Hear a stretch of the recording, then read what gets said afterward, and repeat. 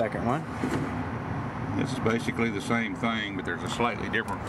Basically, you loosen it all the way up, but then there's one more step before you can get it out.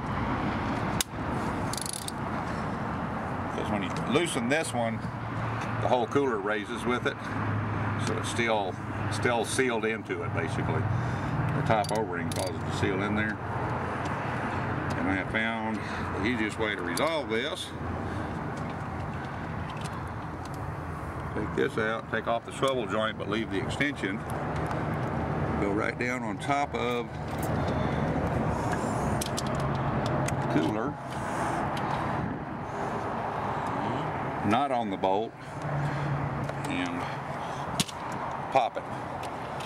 And it'll pop the O-ring out where the banjo bolt is sticking up out of there.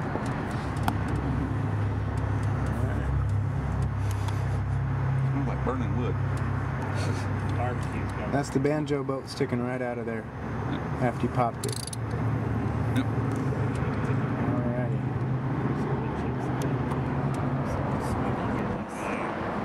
That one out. Now.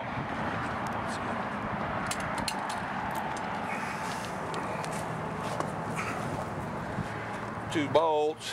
Clean them up good. Pull the old O-rings off of these and toss them.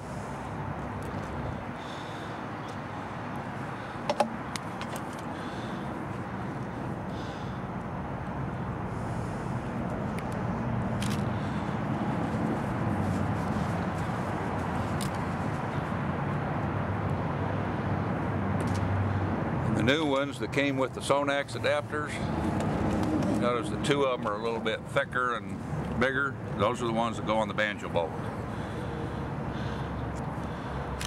And smear a little bit of the excess fluid you got on your fingers on there so it makes it a little easier to go in.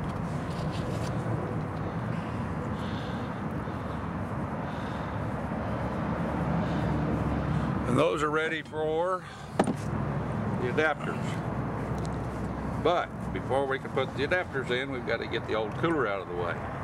Don't want to cut the water lines right now because the top of the transmission is open. So I try to lift it up a little bit and push it towards the passenger side. There's just enough space to get it out of the way that you can go to the next step. You may see one of these spacers in there holding a couple of the hoses apart. One of them on the transmission cooler. You can just pull it out. You really don't need it after you get the other cooler in there, but you can save it in case you want to use it. And then if you look down in the hole now, you can see the top of the transmission. A little bit of fluid is spilled out. And you can see the holes where the banjo bolts go. It's difficult because of the plumbing that's in the way. There's some wires and a couple of water hoses there that's just a little difficult. Okay, I can see a little bit of that fluid leaked out on top there. Yep. And that's okay. No worries. I do try to use rags and sop up most of it so that it's relatively clean. And if I'm doing one of these for somebody else, I have them look at it when we're pretty much finished so they have a comparison to make so that they can check it in a few days every so often to make sure nothing's leaking. I haven't had one leak yet, but there's always a first time. So if you have an idea of how much is there to begin with, if you're like me at home, I have an air compressor with a long extension. Put the air down in there and blow everything off the top of it. It's nice and clean. But it's harder to do.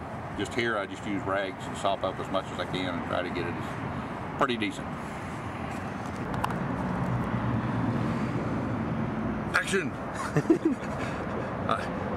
I try to keep the top of the transmission open as little time as possible. So once I've pulled that thing out of the way, I don't think about stopping to take a break of any kind until I've got the Sonax adapters bolted in there. Minimize any chances of dust, dirt, whatever getting into the transmission.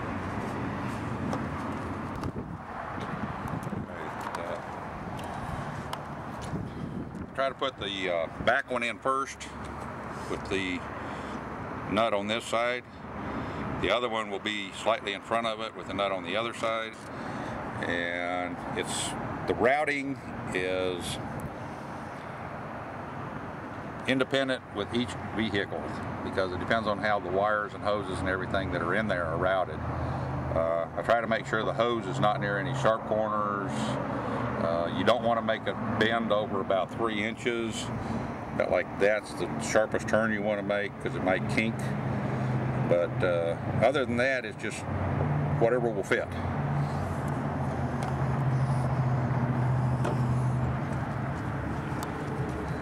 Okay, Dwayne, what am I looking at here? It's sitting right next to the... It's just sitting in the approximate vicinity.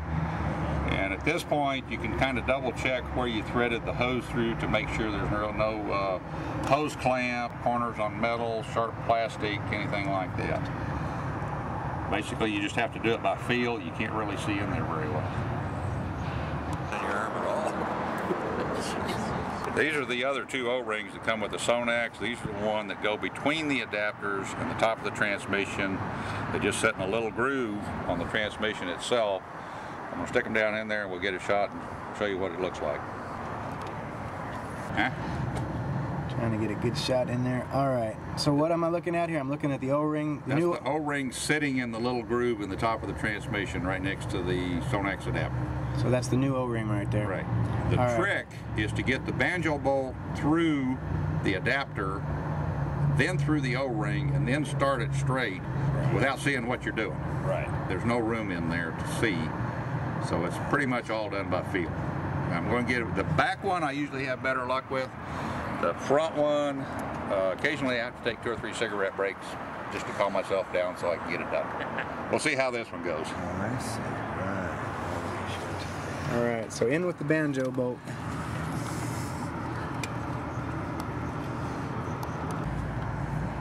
All right, Dwayne, we got that. We got the banjo bolt down through the top. And go ahead, you were saying something about finger tight and... You have to start it with your hand because the transmission is an aluminum housing, real easy to cross thread. You want to just take your time. If you start to get frustrated, just back off, take a break, don't screw it up. Soft metal like that is real easy to cross thread and everything. The back one is not so bad because there's not too many obstructions. This front one we're about to do, because of the way the hose comes out the side, there are other things in the way and it tends to try to lean a little bit.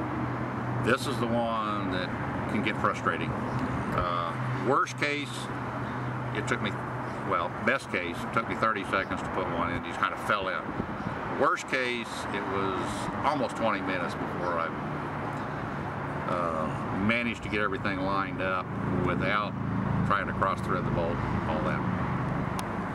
Tell me about what you're doing right here. You're sticking it in backwards so that people don't get confused as to why you're putting the unbolted in. I'm putting the unfitted end down in there and then bringing it out through whatever hole available to thread it through.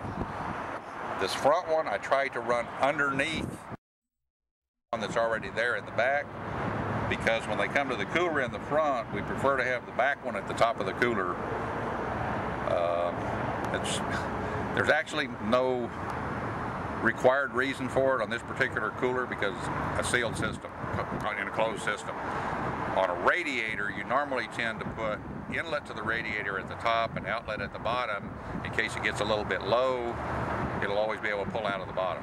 But since this was sealed with the cooler, it's really not critical. I ran mine upside down for about 6 months, never had a lick of trouble with it.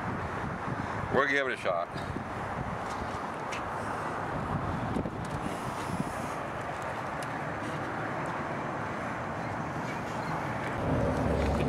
So as you feed that through, that top part disappears back down in. Right, and then basically this end you just try to get down in there and get it to where it will set down on top of the other hole, which, like I say, it's a little bit of a turn and an angle here, so it can get a little frustrating. If you notice, compared now to originally, you have a little bit more room. It's because we've moved the water lines out of the way that are connected to the original cooler, so you can see a little better from this side. You don't have to go to the other